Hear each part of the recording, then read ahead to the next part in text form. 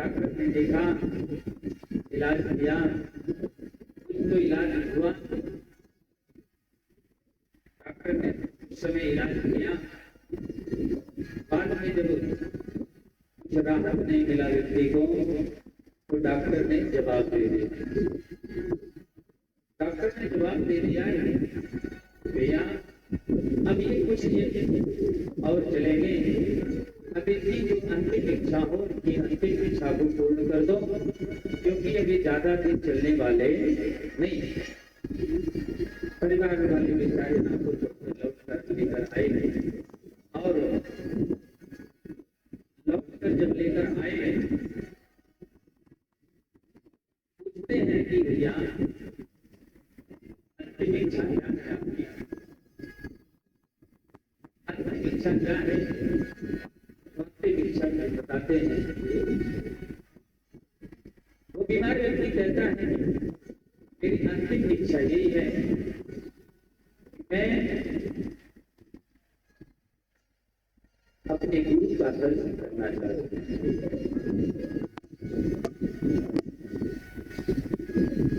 मेरी अंतिम इच्छा यही है कि मैं अपने गुरु का दर्शन करना चाहता हूँ।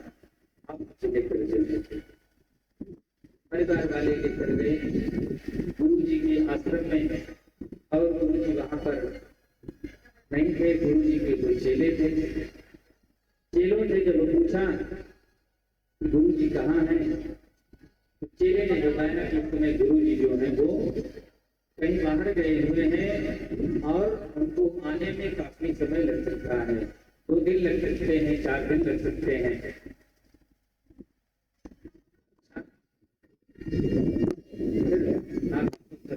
लगे तो चेलों ने पूछा भैया एक बात बताओ, क्यों हो, क्या बात है? बताया परिवार वालों ने कि ये बीमार व्यक्ति है, ये बीमार है और कुछ समय के मेहमान है, और डॉक्टरों ने इनको जवाब दे दिया अभी की अंतिम इच्छा थी कि मैं अपने गुरु का दर्शन करूं। पर देखिए भगवान ने ऐसा किया कि आज गुरु का दर्शन भी नहीं होगा। गुरु जी भी बाहर चले गए। चेले ने कहा एक काम करो, लाओ थोड़ा मैं देखूं व्यक्ति को क्या हुआ है। चेले ने देखा तो कहा तो अभी ठीक हो जाएंगे, स्वस्थ हो जाएंगे। गया चेला अंदर गया और अंदर से एक पेपर लाया, पेपर पे 2 बार भगवान का नाम लिखा, कृष्ण कृष्ण। और कृष्ण कृष्ण लिखकर उस व्यक्ति को, बीमार व्यक्ति को पिला दिया। और जैसे ही वो पानी के साथ पिलाया कागज की गुड़िया को, वो जो बीमार व्यक्ति था वो स्वस्थ हो गया। प्रणाम किया, प्रणाम करके वापस चला गया। जो था बड़ा खुश हुआ। 2-4 दिन के बाद जब गुरु वापस आश्रम में आए और गुरु जी ने पूछा भैया बताओ मेरे जाने के बाद क्या कोई मुझसे मिलने के लिए आया था? चेले ने बताया गुरु जी और कोई तो नहीं आया था, एक बीमार व्यक्ति आया था जो आपको पूछ रहा था। तुमने क्या किया? गुरु जी मैंने ये किया, वो जो बीमार व्यक्ति था बड़ा दुखी था, डॉक्टर ने जवाब दे दिया था। जानते हैं गुरु जी मैंने क्या किया? मैंने पेपर पे 2 बार भगवान का नाम लिखा, कृष्ण कृष्ण, और उसे पानी के साथ पिला दिया बीमार व्यक्ति को। और नाम के प्रभाव से वो जो बीमार व्यक्ति था वो स्वस्थ हो गया। इतना जैसे ही वो चेले ने कहा अपने गुरु से, गुरु जी की जब आंखें लाल हो गई, गुरु जी क्रोधित हो गए और क्रोध में आकर अपने चेले को एक चाटा जड़ दिया। चेला बोलने लगा गुरु जी मैंने गलती क्या की? अरे आप तो अपने अपने चेले के ऊपर प्रसन्नता होनी चाहिए, अपने चेले पर प्रसन्नता होनी चाहिए कि वो बीमार व्यक्ति था और 2 बार भगवान का नाम लेने से वो स्वस्थ हो गया। अब तो मुझे बात करनी चाहिए, प्रसन्नता होनी चाहिए। कभी आप मेरे ऊपर क्यों क्रोध कर रहे हैं, आपने मुझे चक्कर क्यों कर दिया? जिस प्रकार के चेले ने पूछा, गुरु जी ने कहा, अरे पगले, तुझे 2 बार भगवान का नाम लिखने की जरूरत क्या पड़ी?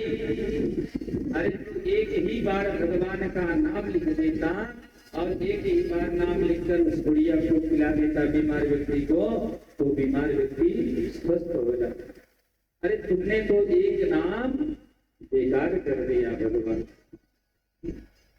इसलिए एक ही बार में जब स्वस्थ हो जाए तो 2 बार क्यों बेकार कर दिया? तो कहने का तात्पर्य है भगवान का एक नाम, भगवान का एक नाम है जो और सागर से पार कर देता।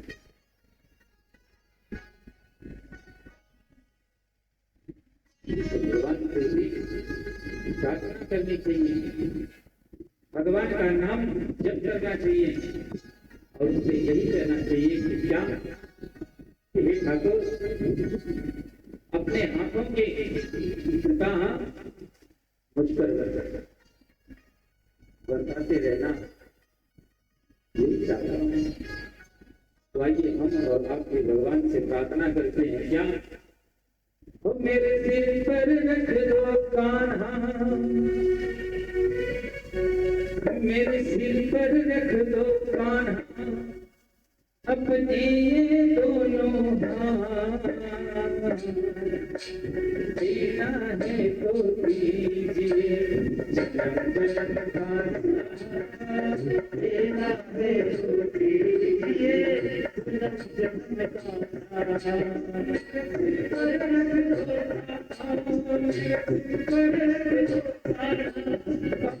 ये दोनों जन्म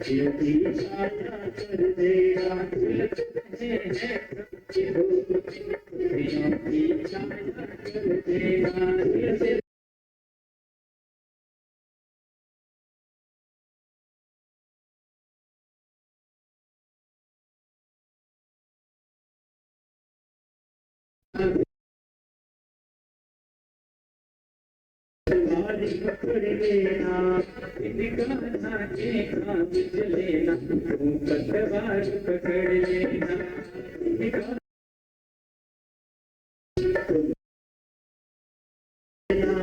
मेरा जीवन रोशन कर दो, मेरा जीवन रोशन कर दो, मेरा जीवन रोशन कर दो, मेरा जीवन रोशन कर दो, साईं भेजे देना है तो दीजिए जन्म का, देना है तो दीजिए जन्म जन्म का, मेरे सिर पर रख दो कान्हा, मेरे सिर पर रख दो कान्हा, अपने ये दोनों देना है तो दीजिए जन्म जन्म का, देना है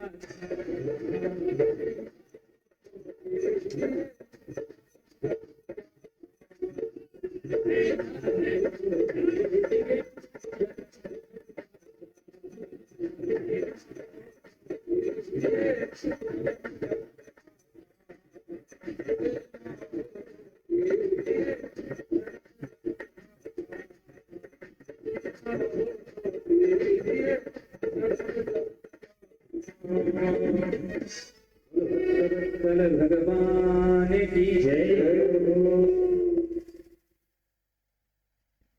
इस पहले श्लोक में एक ही बात बताई गई, क्या कि जितना हो सके उतना भगवान की वंदना करनी चाहिए।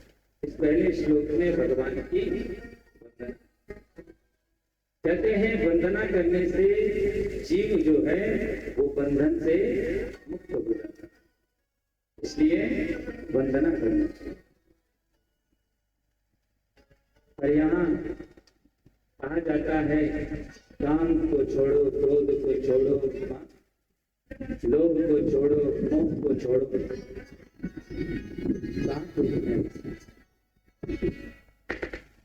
यहाँ तक कि कहा जाए भैया उसकी सुपारी तंबाकू को छोड़ दो,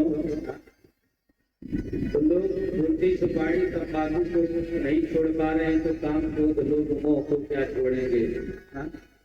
बोलो राधे राधे। इस पहले श्लोक में भगवान गोविंद की वंदना है, दूसरे श्लोक में सुखदेव जी की वंदना है।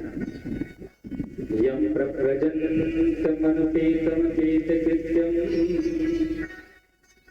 द्वैपायनो विरहता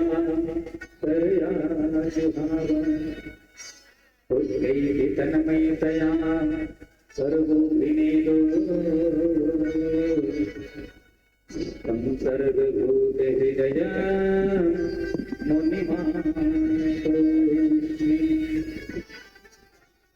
दूसरे श्लोक में सुखदेव जी की वंदना है। सुखदेव जी जब माँ के गर्भ में 12 वर्ष तक रुक गए, बाहर ही नहीं निकल रहे थे।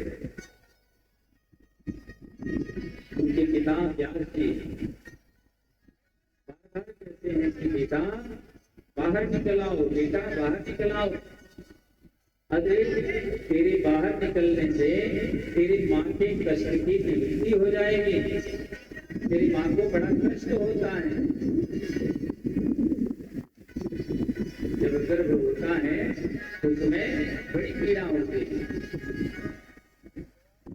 सुखदेव जी बार बार प्रार्थना करेंगे। उनकी माँ अति भी प्रार्थना करती है, क्या कहती कि बेटा तू मेरे कष्ट की चिंता को छोड़, अरे तू बाहर आ जा। तेरे बाहर आने से तेरे कष्ट की निवृत्ति हो जाएगी। क्यों? क्योंकि मेरे द्वारा जो भी खट्टा, तीखा, कड़वा, नमकीन जो भी पदार्थ मैं खाती हूँ, उससे तुम्हारे जो कोमल से अंग हैं उसमें कष्ट होता होगा। इसलिए बेटा तो मेरे कष्ट की चिंता को छोड़, तो बाहर। ये कौन कह सकती है? ये सिर्फ माँ कह सकती है, माँ के अलावा और कोई नहीं। अरे कहाँ है माँ के हाथ की रोटी और ब्राह्मण के हाथ का चंदन, ये नसीब वालों को मिल रहा है। ये सिर्फ माँ ही कर सकती है। चाहे कितना भी दुख माँ के ऊपर पड़े और वो अपने बच्चे के ऊपर दुख नहीं पड़ने देती, अपने बच्चे को सुख भी देना चाहती है। माँ चीज ही ऐसी। कहते हैं भगवान जब अपने गोलोक धाम को जा रहे थे तो समय अपने स्वरूप को माँ के रूप में छोड़कर तो भगवान का स्वरूप ही माँ का कर्जा कौन उतार देता? कहते एक बार की बात, माँ थी और उसका एक बेटा था। प्यार करती थी अपने बेटे को। समय आया, बेटा जवान हुआ और शादी हुई। और जिस दिन शादी हुई और उसकी पत्नी आई,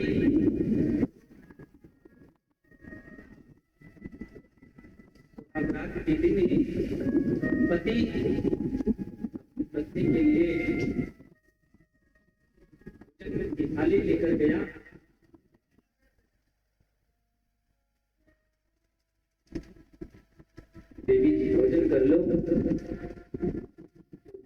ने कहा मैं भोजन तभी करूंगी अपनी मां से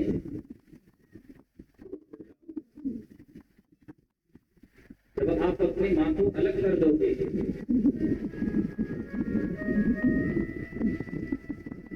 जैसे ही पत्नी ने कहा, एक बार वो बालक कुछ नहीं बोला और तुरंत गया और अपनी मां से क्या कहता है कि मां,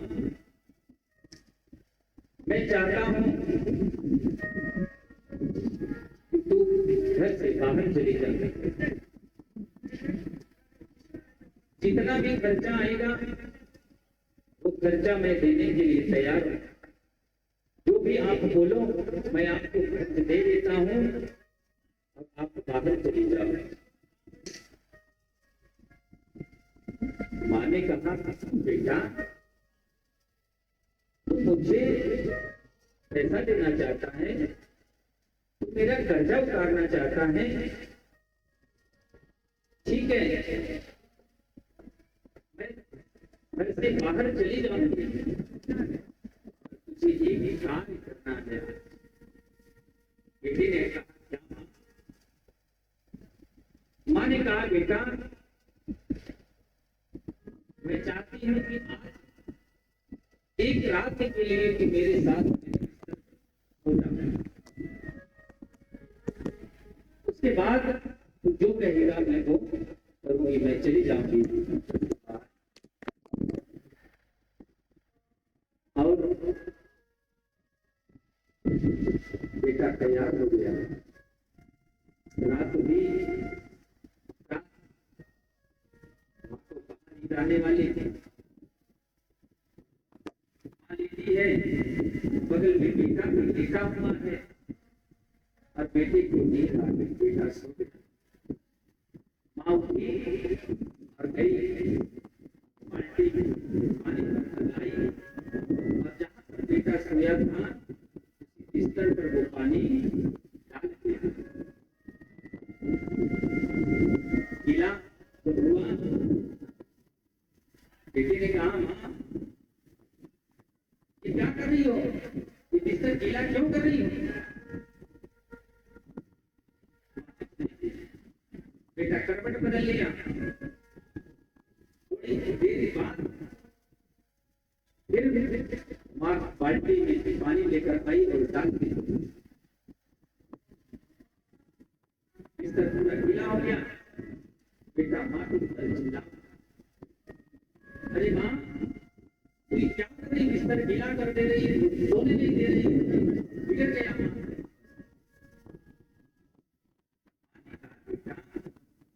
जरा सोच, आज एक रात के लिए मैं तेरा बिस्तर गीला कर दिया, मेरे ऊपर चिल्ला रहा है। जरा सोच, ऐसी कितनी रातें तू मेरे बिस्तर को गीला करता था और मैं क्या करती थी? उस गीले में सोती थी और मुझे सूखे में सुलाती। तेरा कर्जा उतारना चाहता है, तेरा कर्जा क्या उतारेगा? अब तू मुझे क्या बात छोड़ेगा? मैं तुझे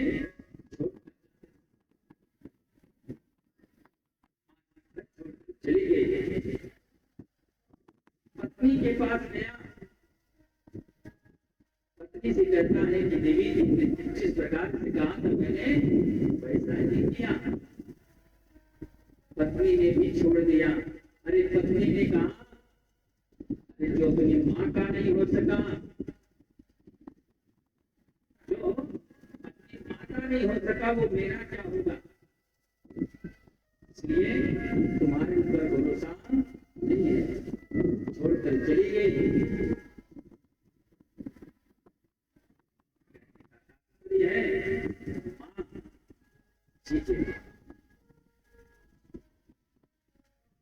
भगवान का स्वरूप है।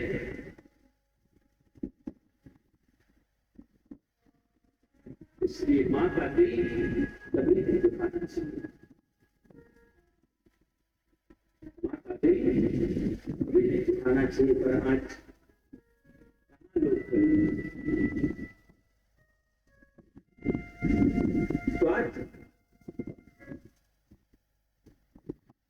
अरे ये नहीं कह रही है सुखदेव जी से। सुखदेव जी की माँ, बेटा मेरे कृष्ण की चिंता को छोड़, तू बाहर आ जा, तेरी कृष्ण की निवृत्ति हो जाएगी, तुझे प्राप्त।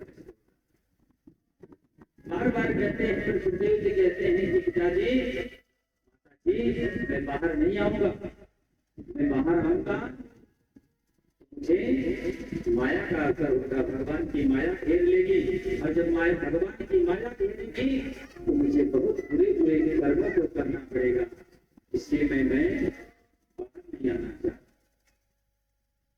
स्वयं भगवान आकर कहते हैं सुखदेव जी से कि सुखदेव बाहर आ जाओ, तुम्हारे ऊपर मेरी माया का असर नहीं होगा। जब भगवान ने कहा कि मेरी माया का असर नहीं होगा, तुरंत सुखदेव जी माँ के गर्भ से बाहर आए, और माँ के गर्भ से बाहर आए और सीधे जंगल की तरफ चले गए। यहाँ जी पीछे पीछे बेटा बेटा करते हुए जा रहे हैं, उनके लिए सीधे जंगल में इस दूसरे श्लोक में सुखदेव जी की वंदना। देखिए भागवत में प्रारंभ में भी वंदना है, मध्य में भी वंदना है, और अंत में भी वंदना ही है। ये वंदना करने से जीव जो है वो बंधन से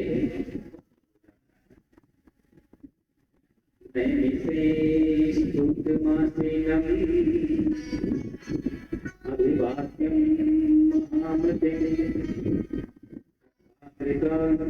तरसस्वाद कुशलः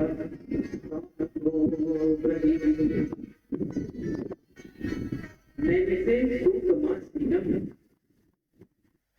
नैमिषारण्य का पावन तीर्थ है,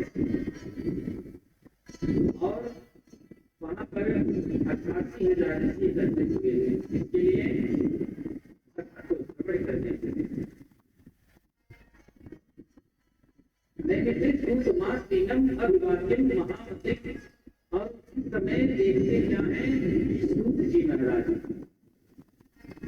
जैसे ही सूत जी महाराज को देखा तो 88,000 ऋषि खड़े होकर उनका स्वागत करने लगे, अभिवादन करने लगे। अभिवाद्यम महामते, देखिए सूत जी को क्या कहा गया, महामति का, जिनकी मति कहाँ लगी हो, भगवान। महामति जिसे कहते हैं जिसके मति भगवान में लगी हो।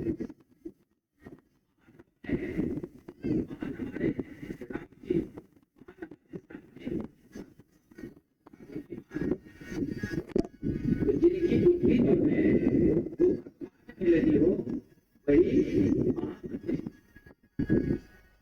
और हम सबकी बुद्धि कहाँ लगी हुई है, कम से कम कथा में तो नहीं लगी होगी, कहीं दूसरी जगह लगी होगी।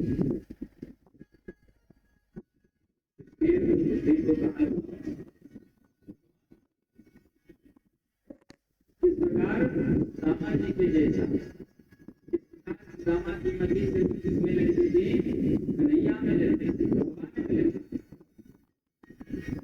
इस बार जब भगवान ऋषि कन्हैया और रामा जी पढ़ रहे थे,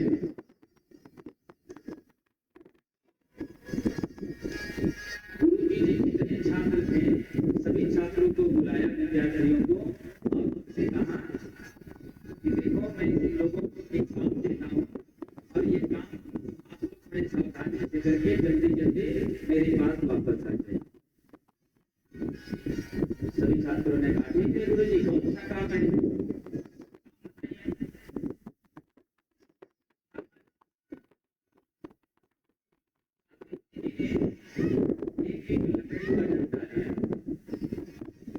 लकड़ी लिया, लकड़ी को सभी छात्रों को दिया, रामा जी को भी दिया, ये लेकर जाओ और ऐसी जगह पर इसको छुपा कर आना, कोई देख न पावे, ऐसी जगह पर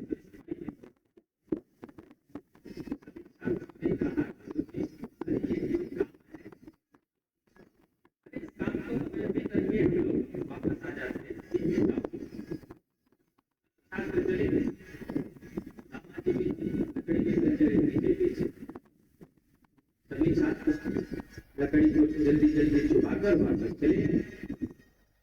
गुरुजी काम हो गया,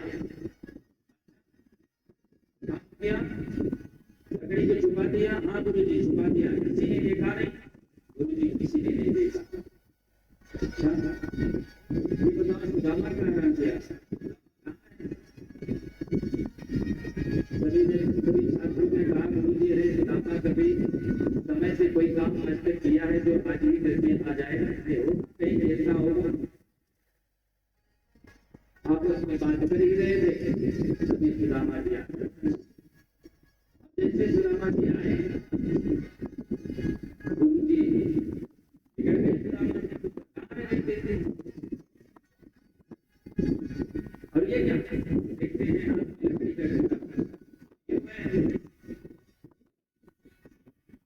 एक तो इतने समय में आ रहे हैं और दूसरा एक छोटा सा काम दिया था, इस लकड़ी को कहीं छुपा के नहीं पाए। क्या काम? कहाँ थे?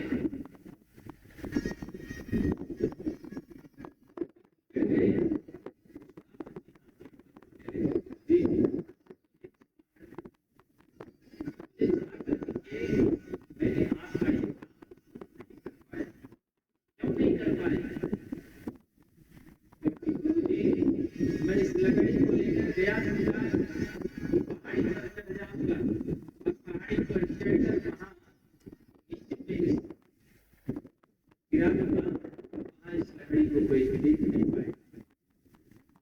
गिराते हुए जैसे ही पहाड़ी से नीचे लकड़ी को गिराना चाहा, वहां नीचे की लकड़ियां खड़ा हुआ। वहां से लकड़ी को लेकर मैं वापस चला आया। मैंने सोचा लेकर चलूंगा किसी सरोवर में लगाऊंगा और डुबकी में मिट्टी से लकड़ी को ढकूंगा, कोई देख नहीं पाएगा। जैसे ही लकड़ी को लेकर डुबकी लगाया, देखा एक लकड़िया बैठा था। वहां से भी लेकर गया, एक पेड़ पर चढ़ा। मैंने सोचा चलकर पेड़ की सबसे ऊपर वाली डाली पर इसको छुपा दूंगा, अभी देख नहीं पाएगा। गया पेड़ पर चढ़ा, ऊंची वाली डाली पर चढ़ा और वहां छिपाने लगा। देखता क्या हो, वहां कन्हैया दूसरी डाली पर खड़ा था, बैठा था और बैठ कर देख रहा था। इसलिए गुरुजी मुझे क्षमा कर दीजिए, मैंने आपका काम नहीं कर पाया। जहां भी जाता वहां कन्हैया मेरे सामने खड़ा होता। गुरुजी ने कहा सुदामा यही तो सत्य है, क्योंकि तुम जानते हो कि भगवान हर जगह पर है, कन्हैया कहाँ नहीं है। अरे जहां भी देखोगे वहां कन्हैया है, वहां भगवान है। तो यही प्रश्न तो बिना कष्टों ने प्रहलाद जी से किया था, तेरा भगवान कहाँ है?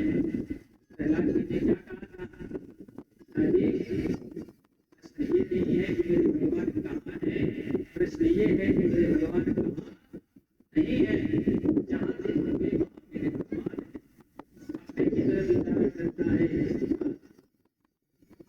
प्रहलाद जी कहते हैं इस खंभे में भी मेरे भगवान है, प्रहार किया आ जाते हैं। हम जो भी कार्य सोचते हैं कि हम कर रहे हैं, चोरी कर रहे हैं, बेईमानी कर रहे हैं, छिपाकर कर रहे हैं, कोई देख नहीं रहा है। देखने वाला देख रहा है, सब कुछ देख रहा है।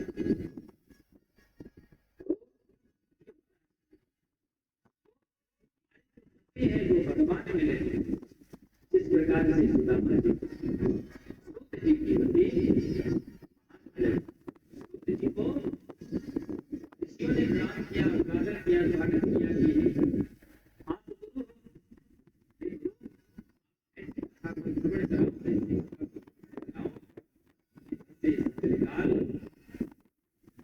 से लोग मिले, क्योंकि त्रिकाल में क्या करना है? आप गुरु हो, कर्तव्य होना है जिस प्रकार से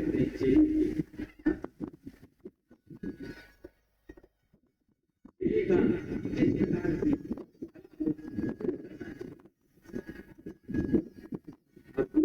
चलेगा भी करना चाहिए, कभी भी नहीं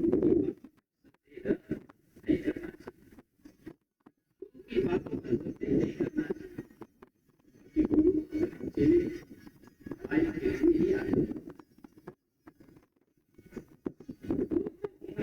की बात नहीं करना चाहिए। जिस चारपाई पर बैठे हैं, चारपाई पर उस तख्ते पर चेले को बैठना नहीं चाहिए।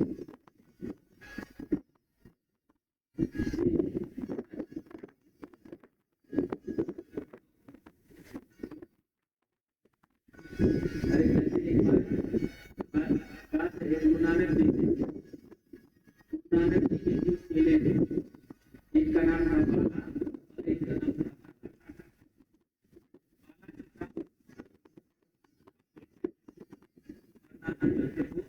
ज्यादा बोल रहे थे, चेलों के साथ नानक जी जा रहे थे, कर रहे थे खेत के पास, वहां देखा क्या दाना लगा हुआ, दाना ने एक मक्के का दाना लिया, गुरु जी बताओ, आप कहते हैं कि दाने दाने पर लिखा होता है खाने वाले का नाम, आप यही बताते हो, तो गुरु जी आप बताओ ये दाना जो है इस दाने पर किसका नाम लिखा? मैंने पूछा तो गुरु नानक जी ने कहा केले। ध्यान में देख रहा हूँ ये जो दाना है इस दाने से मुर्गी का नाम है, मरदाना लिखा। कैसे गुरु जी देखते हैं आज आपकी बात कैसे सत्य होगी, और ये कहते वो दाना को ले लिया, लेकर लगा बचने, देखा गुरु जी इस दाने पर मेरा नाम लिखा था, मुर्गी का नाम नहीं लिखा है, अब यही कहकर लगा बचने, और जैसे उसने लगा ऐसे वो दाना बाहर निकला और आके नाम निकल गया, चिल्लाने लगा गुरु जी बचाओ, गुरु जी बचाओ, अब तो मेरा कृपा करिए। जी ने मरदाने को ले गए वैद्य जी के पास, वैद्य जी के पास गए, वैद्य जी से सारा आया, वैद्य जी ने कहा कोई बात नहीं, अभी ठीक हो जाए, बस हो जाए। तो वैद्य जी ने क्या किया, तंबाकू लिया, बढ़िया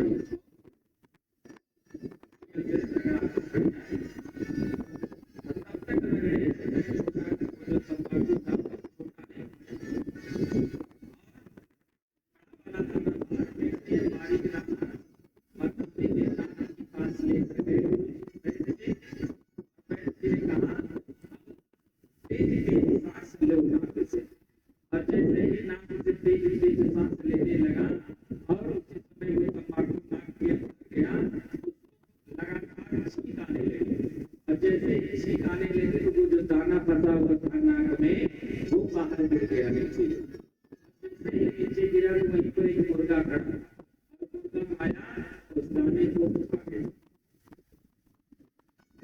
दाने को खा लिया, और ये बात दाने ने देख लिया, मरदाना गुरु नानक जी के चरणों में गिर पड़ा, गुरु जी के मैंने आपकी बातों पर भरोसा नहीं किया, आपकी बातों पर विश्वास नहीं किया, सच कहते हैं कि दाने दाने पर लिखा होता है वाले का नाम,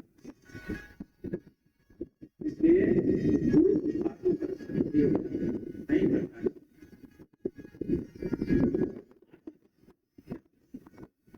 ऋषियों ने पूछा, जी ने कहा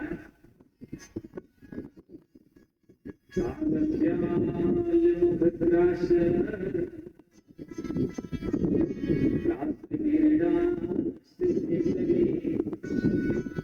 श्रीमद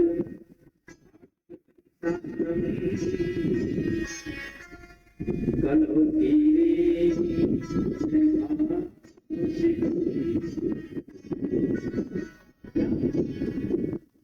श्रीमद्भागवतम शास्त्रम कलौकीरेण भासितम।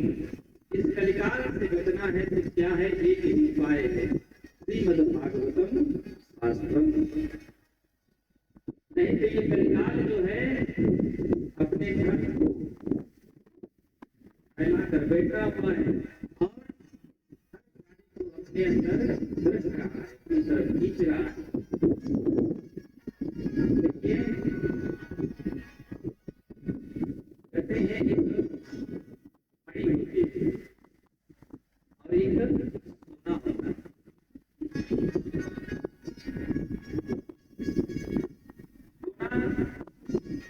मणि जो होती है वो किसी भी धातु से अस्पष्ट धातु को वो सोना बना देते हैं।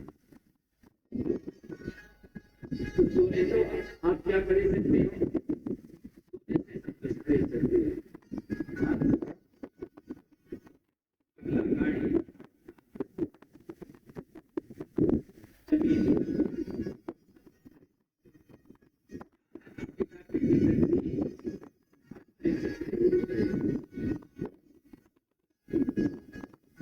गाड़ी ऐसे से खरीद सकता है, ऐसे से कोई नहीं खरीद सकता। आपको दिखता है पर ऐसे से नहीं। ठाकुर को चुल्लू भर जल लेकर भगवान को अर्पण कर दो तो भी भगवान को स्वीकार है। तुलसी दल मात्रेण चुल्लू केन जले भगवान को तुलसी अर्पण कर दो, हाथ में जल लेकर अर्पण कर दो, वो भी भगवान को स्वीकार है। ये नहीं कहता भगवान आपको दिए हैं, भगवान आपको लायक बनाए हैं, सामर्थ्यवान किए हैं, भगवान की कथा जरूर चर्चा करिए। नहीं है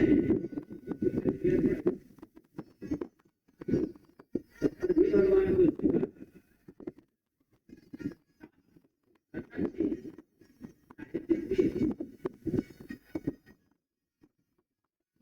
महिमा के बारे में बताए हैं कि कर कमलों से दान की जान की जान तो भक्ति है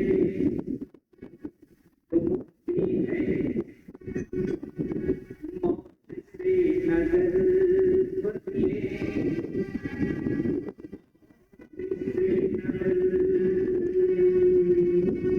एक दिन जाना है जरूर बदले।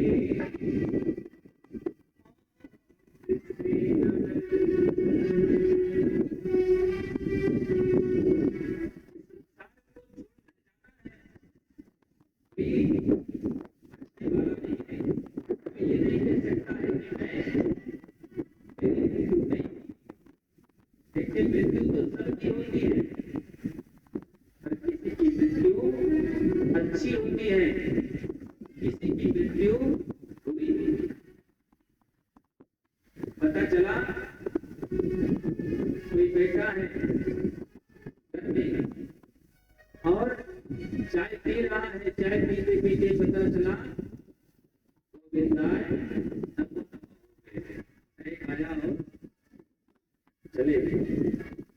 बताओ वो अच्छी है बुरी है? अच्छी है।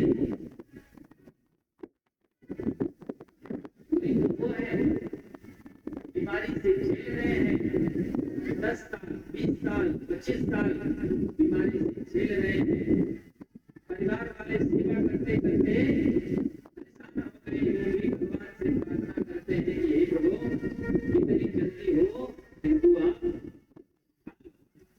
बताइए, ये मृत्यु अच्छी है? ये मृत्यु अच्छी नहीं है।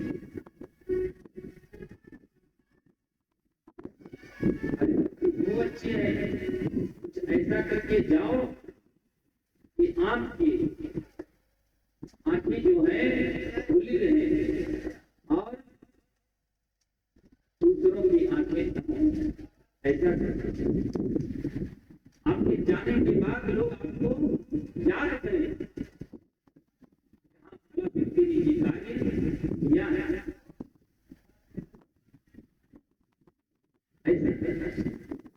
ऐसा करके बच जाओ। आपके जाने के बाद लोग आपको गाली देंगे, लोग आपको गाली देंगे, अरे अच्छा हुआ जो चला गया, बहुत पड़ोसियों को परेशान करता था।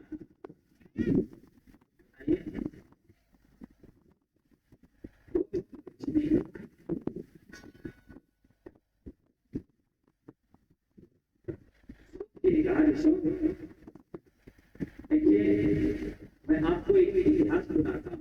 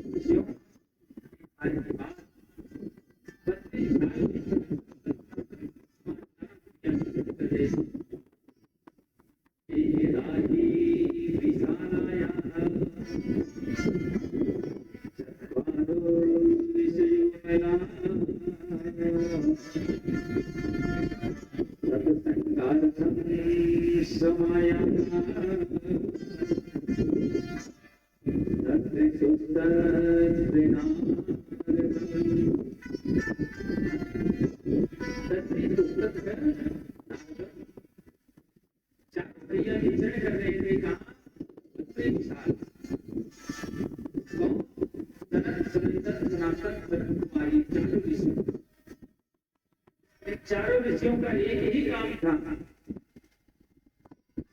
जहाँ कहीं भी कथा हो रही हो, भगवान की चर्चा हो रही हो, वहीं पर ये लोग यहाँ तक कि अगर कोई इनको सत्संगी नहीं मिलता ना, कि चारों भाई क्या करते, एक भाई कथा व्यास बन जाते, तीन भाई बैठ जाते श्रोता बनकर, वही कथा प्रारंभ हो जाती। उसी समय उन्होंने देखा क्या, नारदम, नारद जी को देखा, नारद जी को देखकर बड़े प्रसन्न हुए सरकारी को ने सोचा, अरे नारद बाबा आ रहे हैं, नारद बाबा ज्ञानी कौन है, कथाकार, आज कुछ हम लोगों को श्रवण करने को मिलेगा। जैसे ही नारद जी पास पहुंचे, नारद जी को देखा तो नारद जी को चिंता का मुख लटका हुआ था, अमृत था। सरकारी को ने पूछा, चिंता करो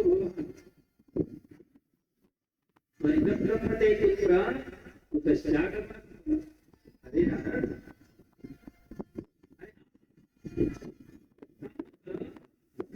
लटका हुआ की तरह, अरे आपका क्या चोरी चला गया? अरे बीच से कहते हैं जिसका कोई नहीं चला जाता, लटक जाता है, ठीक हो जाता। जहाँ तक मैं जानता हूँ, अरे आपने तो अपने लिए दिया तक नहीं बनाया, क्या चला गया? इस तरह आप दुखी हो, और इतनी जल्दी जल्दी कहाँ से आ रहे हो, कहाँ जा रहे हो? लगा दिया सरकारी को लेना के समय बाबा ने हाथ जोड़कर कहा, अहम तो विज्ञातो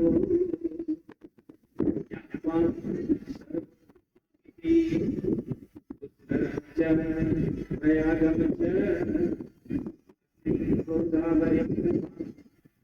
हरिक्षेत्रम कुरुक्षेत्रम वीरंगम सेतुबंधनम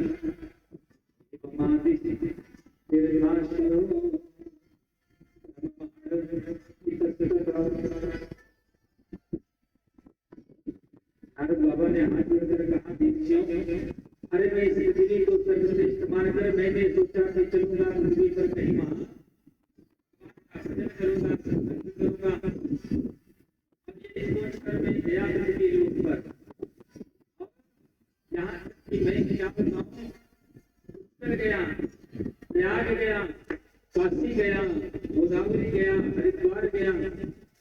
यहाँ तक कि एक बंद रामेश्वरम तक चला गया, पर कहीं भी मुझे सत्संग नहीं मिला। जहाँ भी जाता वहाँ लोग अपने ही टोकरी में लगे हुए हैं, अपने ही भरण पोषण में लगे हुए हैं, दूसरे किसी को नहीं है, लोग अपने में ही मस्त है। संतों के पास गया, संत भी आजकल अपने में मस्त है। कितनी बड़ी बड़ा आश्रम बन जाए, कितना बड़ा गाड़ी हो जाए, कितना धन संपदा हो जाए, यही सब लगे। गृहस्थियों के यहाँ गया, गृहस्थियों को देखा क्या, गृहस्थी की उधर की मूर्ति लगी। वहां देखा क्या, सर्वे कविता के साधु में स्त्रियां जो है वो सलाहकार की है। स्त्रियों की कार्य चल रहा है, स्त्रियां जो कहेगी वही कविता के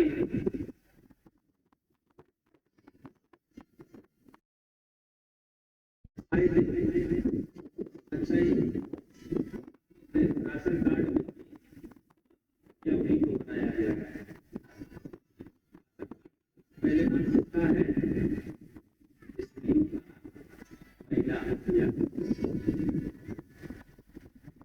ज्यादा नंबर कीजिए है, पता चला राशन कार्ड में नाम कटवाए थे। बड़ी सावधानी रहेगी। बोलो राधे राधे। तो तरुणी कविता की चालकों को बताया, स्त्रियां ये सलाहकार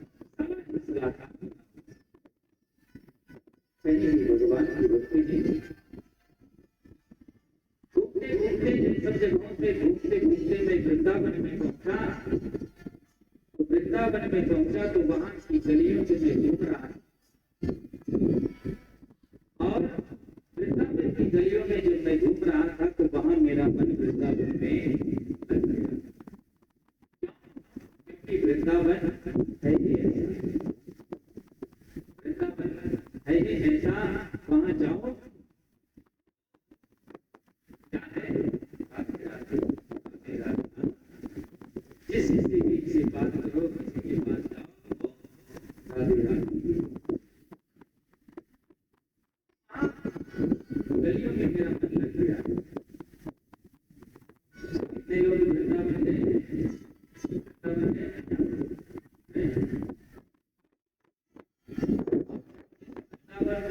गए, नहीं गए हम लोग लेकर चले गए।